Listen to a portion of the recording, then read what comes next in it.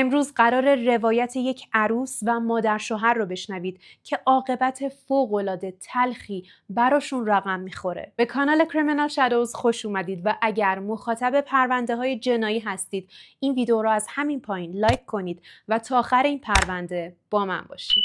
اختلافات بین عروس و مادر شوهر توی خیلی از کشورها و توی بعضی از فرهنگ‌ها زیاد به چشم میخوره و این اختلاف‌ها گاهی اوقات باعث میشه که مشکلاتشون رو حل نکنن و این مشکلات تبدیل به کینه بشه، به حدی که از هم متنفر بشن و ترجیح بدن تا آخر عمرشون همدیگر رو نبینن و قطع ارتباط کنن. حالا فرض کنید دو نفر به غیر از اینکه عروس و مادر شوهرن رابطه نزدیکتری هم با هم داشته باشن و با هم فامیل باشن. توی این شرایط حتی اگر بخوای هم نمیتونی کاری کنی که اون فرد رو دیگه نبینی. البته با احترام به همه عروس‌های مهربون و مادر شوهرهای گل ایرانی. بریم به تبریز سال 1401. حاجیه خانم 76 ساله یک زن فوق‌العاده ثروتمند و اصیل تبریزی بود. حاجیه خانم 2 پسر داشت و پسر بزرگش با خانومی ازدواج کرده بود به اسم ناهید.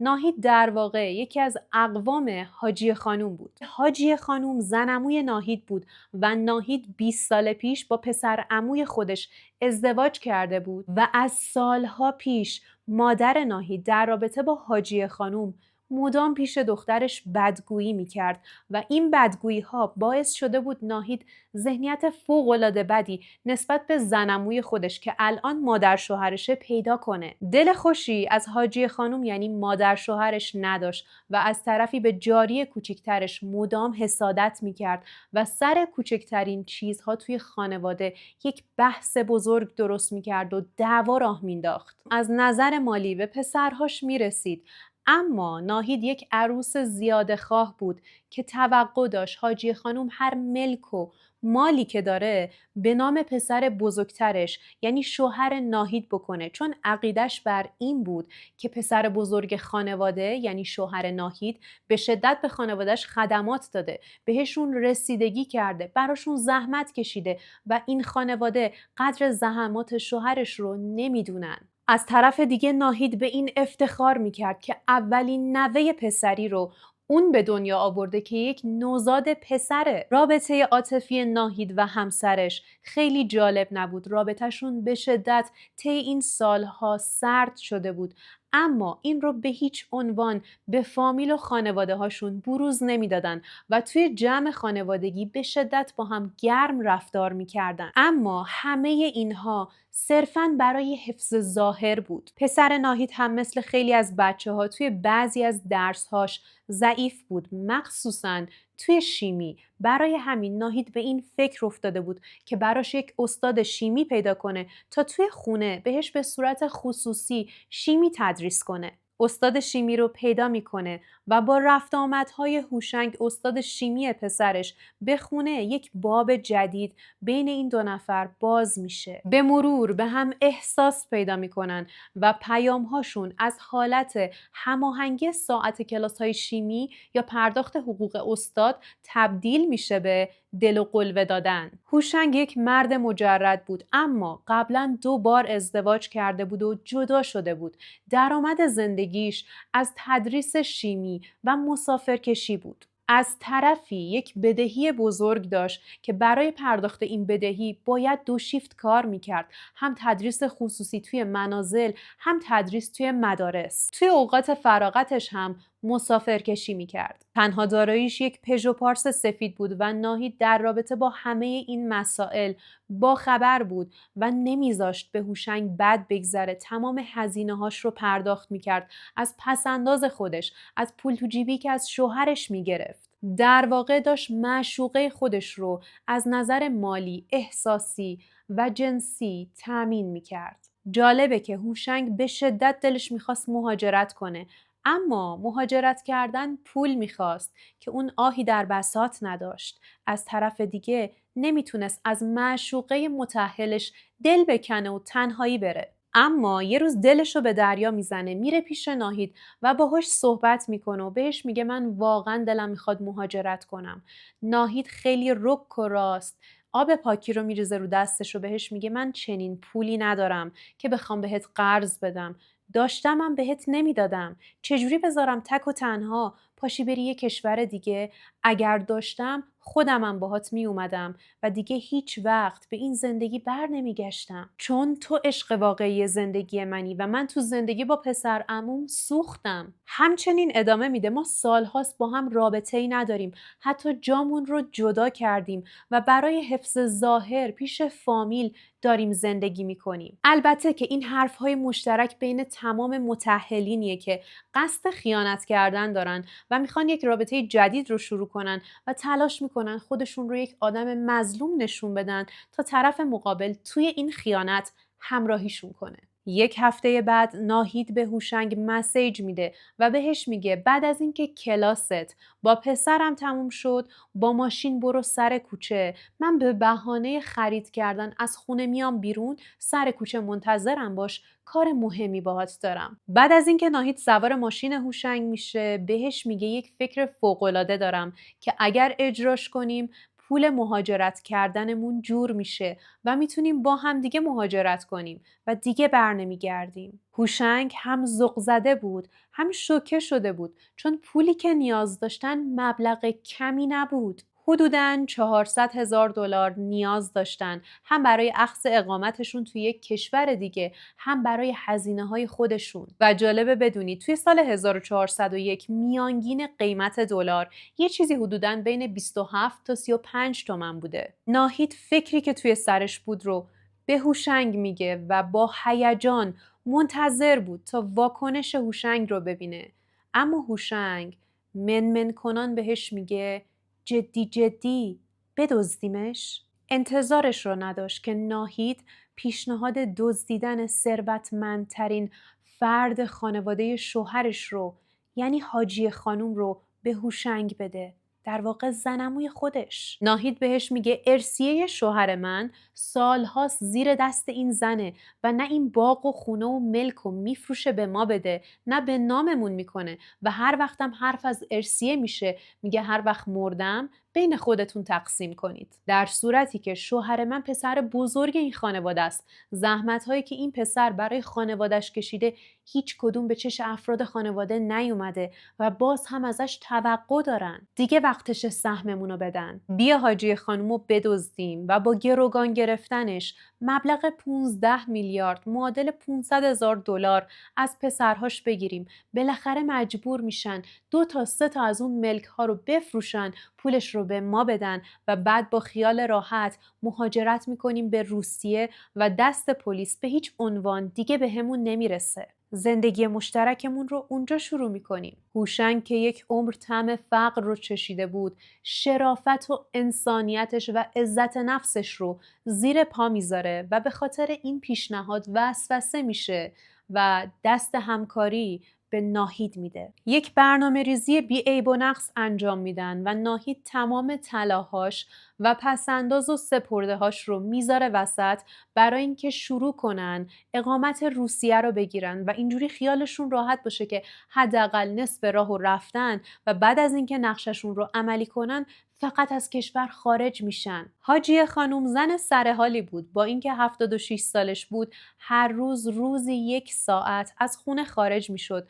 پیاده روی میکرد، با همسایه ها سلام علیک میکرد و بعد از اینکه پیاده رویشو انجام میداد یا خریدش رو میکرد دوباره به خونه برمیگشت و این برنامه روزانش بود. ناهید عروسش هم از این برنامه کاملا باخبر بود. برای همین میره از داروخانه قرص خواب‌آور میخره و قرص ها رو پودر میکنه و به زور اون رو وارد یک آب میوه پاکتی میکنه و با هوشنگ قرار میذاره دقیقاً نیم ساعت قبل از ساعتی که حاجی خانوم هر روز میرفت پیاده روی، هوشنگ میاد دنبالش و نزدیک محل زندگی حاجی خانوم کمین میکنن. خونه حاجی خانوم و ناهید به هم خیلی نزدیک بود و ناهید و هوشنگ چند تا کوچه پایین‌تر توی ماشین کمین کرده بودن تا به محض بیرون اومدن حاجی خانوم از خونه غافلگیرش کنن. وقتی حاجی خانوم از خونه خارج میشه این 2 نفر با ماشین حرکت میکنن و میان سر کوچه. بلافاصله ناهید از ماشین پیاده میشه،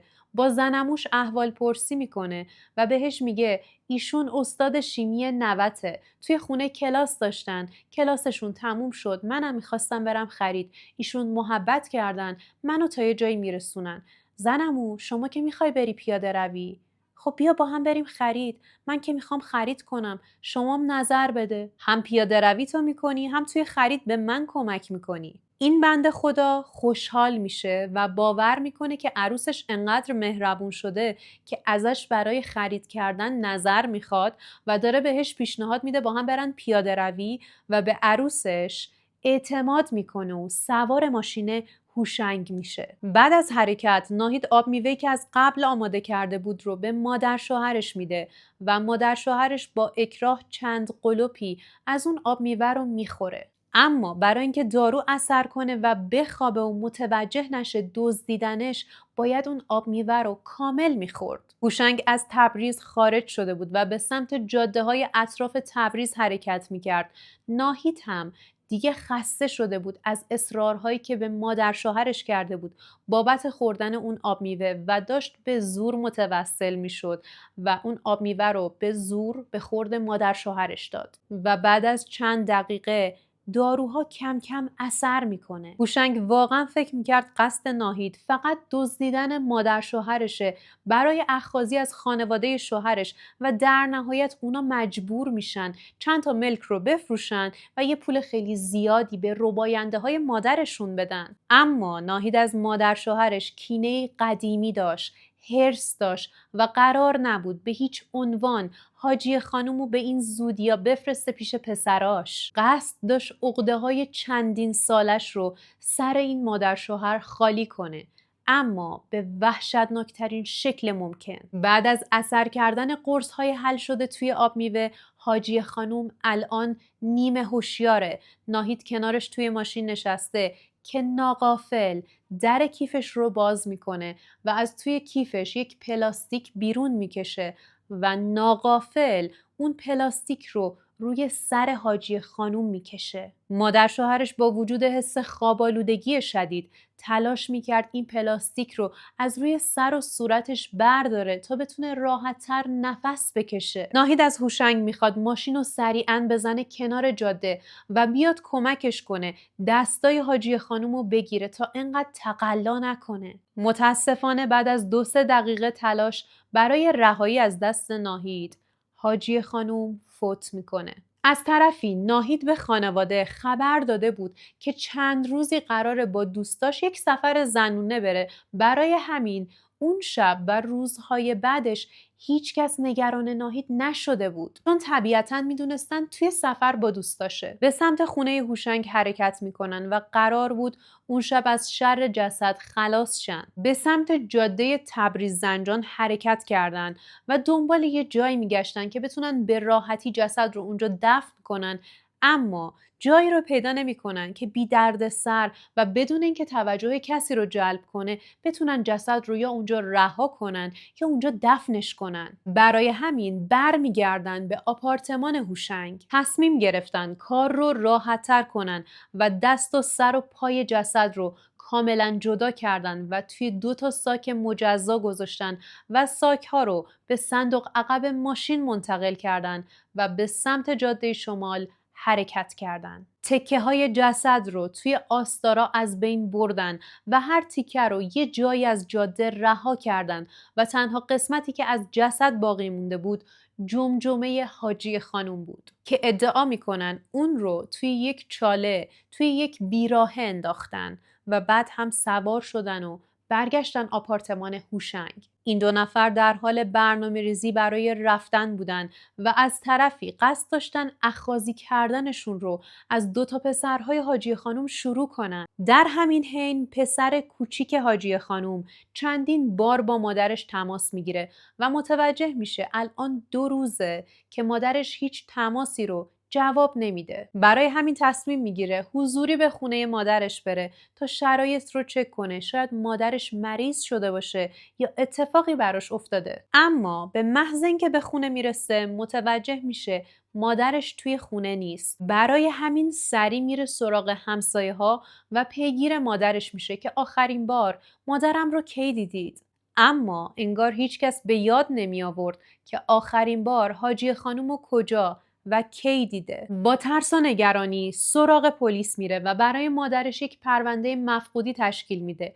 اما توی این موارد پلیس گاهی اوقات خیلی خوب رسیدگی نمیکنه، چون احتمال رو بر این میذارن که یک خانم 76 ساله ممکنه آلزایمر داشته باشه و به خاطر همین آدرس خونش رو گم کرده و نتونسته برگرده. پلیس تحقیقات محلی رو شروع میکنه و میره سراغ دوربین‌های مداربسته ساختمون و همچنین کوچه و خیابون اصلی و توی همه دوربین‌ها لحظه خروج حاجی خانم از خونه کاملا مشخصه. اما موضوع عجیب اینجا بود که برعکس هر روز که حاجی خانم توی کوچه پیاده روی میکرد، اون روز رفته بود سر کوچه و یک ماشین جلوش ایستاده بود و یک خانم از اون ماشین پیاده شده بود و باهاش 2 دقیقه صحبت کرده بود و بعد سوارش کرده بودن و حرکت کردن. پلیس با چک کردن دوربین‌های خیابون اصلی شماره پلاک ماشین هوشنگ رو که یک پژو پارس سفید بوده پیدا میکنه و بعد از صحبت کردن با پسر بزرگ حاجی خانم متوجه میشن این ماشین متعلق به هوشنگه و هوشنگ استاد شیمی پسر این خانواده است. بعد از اینکه فیلم ها دوباره بررسی میشه، اون هم به واسطه پسر بزرگ حاجی خانم دیگه مطمئن میشن که خانومی که از ماشین پیاده شده و با حاجی خانم صحبت کرده عروس این خانواده یعنی ناهیده. پلیس هوشنگ و ناهید رو دستگیر میکنه و هر دو ادعا میکنن از حاجی خانم بیخبرن و اون روز صرفاً فقط سوارش کردن تا به مقصدی که میخواست برسوننش، اما وسط راه منصرف شد و یه جایی پیاده شد و دقیقاً جایی که ادعا میکنن حاجی خانم رو پیاده کردن هیچ دوربین مداربسته‌ای وجود نداره. اما جالبه که بعد از 2 روز هر دوشون سکوتشون رو میشکنن و اعتراف میکنن. ناهید رابطه پنهانیش با استاد پسرش رو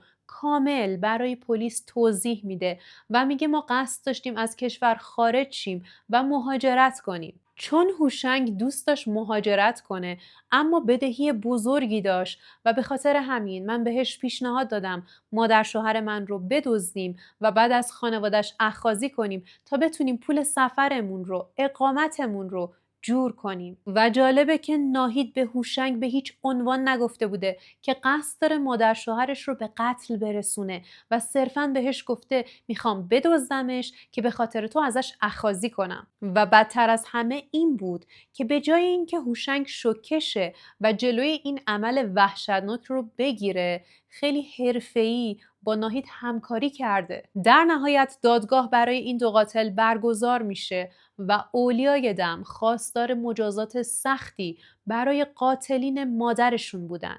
قاضی حکم اعدام هر دو رو صادر کرد و حکم اعدامشون در تاریخ 29 مهر سال 1403 اجرا شد، اون هم در زندان مرکزی تبریز. امیدوارم کینه و نفرت یا حسادت توی دل هیچ عروس و مادر شوهری جا خوش نکنه و اگر دچار مشکل شدید با حرف زدن حلش کنید و به هیچ عنوان دست به کار احمقانه‌ای نزنید. ممنونم که تا این لحظه کنارم بودید و اگر ویدیوهای قبلی کانال رو ندیدید بهتون پیشنهاد میکنم حتما بهشون سر بزنید، چون دیدنش خالی از لطف نیست و ممنونتون میشم از همین پایین این ویدیو رو لایک کنید، کامنت بذارید و اگر هنوز سابسکرایب نکردید کانال رو سابسکرایب کنید و مرسی.